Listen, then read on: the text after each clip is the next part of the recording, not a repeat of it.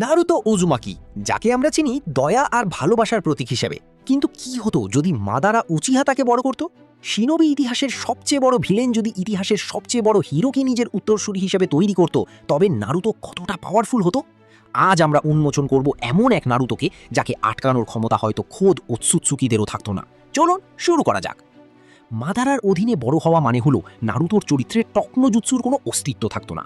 মাদারার training মানেই হলো perfection এবং নিষ্ঠুরতা।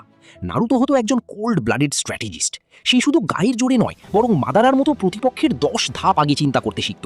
কোনোহা গ্রামের প্রতি তার কোনো আবেগ থাকতো না, বরং সেই নিজেকে তৈরি করত পুরো পৃথিবীকে পদানত করার জন্য।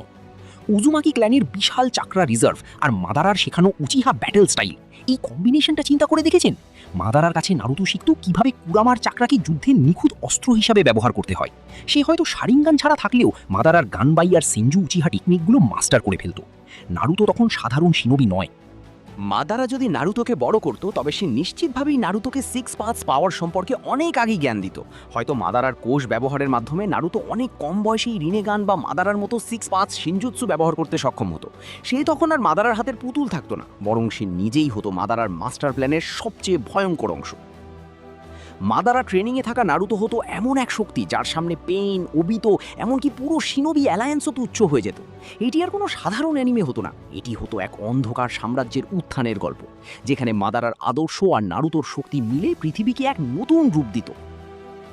আপনার কি মনে হয়, মাদারা ট্রেনিংয়ে বড় হওয়া নারুতো কি শেষ পর্যন্ত মাদারার বিরুদ্ধেই ঘুরে দাঁড়াতো, নাকি সেই হতো পৃথিবীর শেষ ধ্বংসকারী?